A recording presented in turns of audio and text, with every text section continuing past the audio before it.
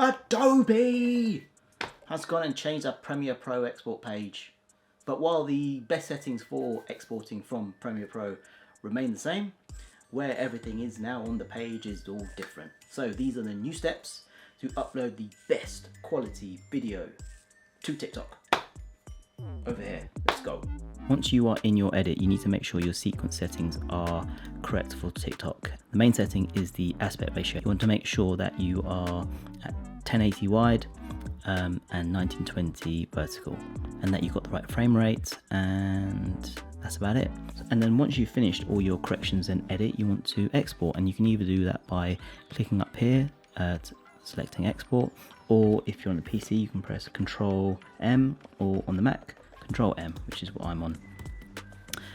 And here we are in the new export window for Premiere Pro.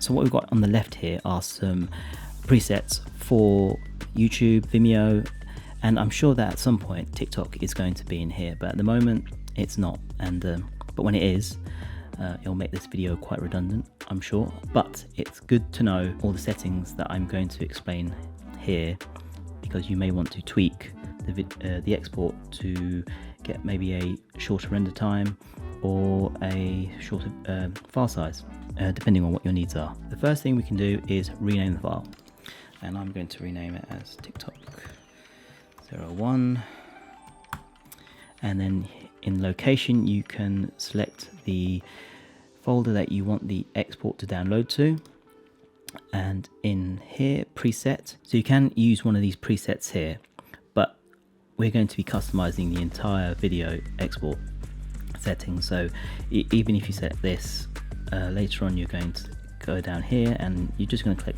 match source anyway, and it'll go back to custom. We're going to use H.264 because this is one of the most widely accepted video formats, and now we can click on video, and here again you're going to click match source, and what you need to do is just double check that all these settings here are correct according to what your sequence settings were in the edit. Here they are, and the first thing we're going to do here is render at maximum depth, and then click on use maximum render quality, and I think that's it for that bit. Now here is it's a bit different. If you are using a high-end PC with a specific graphics card, then you can take advantage of hardware encoding. I'm using a MacBook, so I only need to use software encoding. It should be defaulted to software encoding, if I'm correct. Okay, and then we can go further down, and we are not changing anything. So the most important section of the export is the bitrate settings, and you have a few options here. So you have CBR, which means constant bitrate, and what that means is if you select it, and let's select a bitrate of 40, and for example, I think YouTube recommends a bitrate of around 16.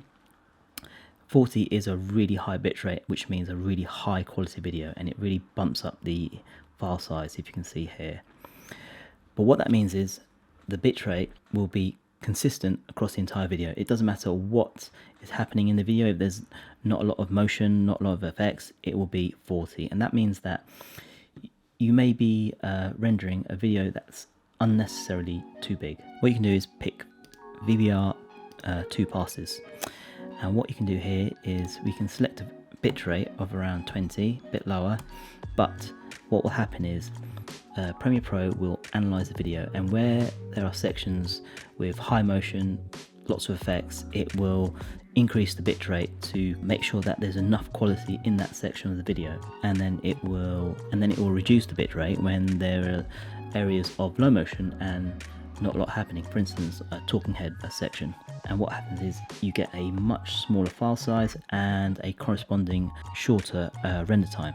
And I think that's pretty much it. I mean, I don't really change anything here.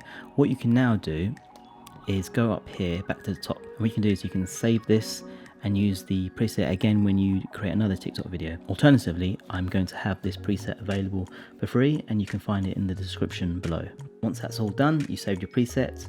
You can double check everything here to make sure it's all good. You can select either export or send to media encoder, and I recommend sending to media encoder, which means that you can carry on working in Premiere Pro. Once we do that, we wait for it to boot up. But here we are in Media Encoder, and what we can do is we can press this green button here and it will start rendering. And there we go. Okay, so once your render is complete, all you have to do is either airdrop it to your phone if you're on the Mac, or if you're on the PC, then you need to either use Google Drive or Dropbox, and then lastly upload it to TikTok and you're done.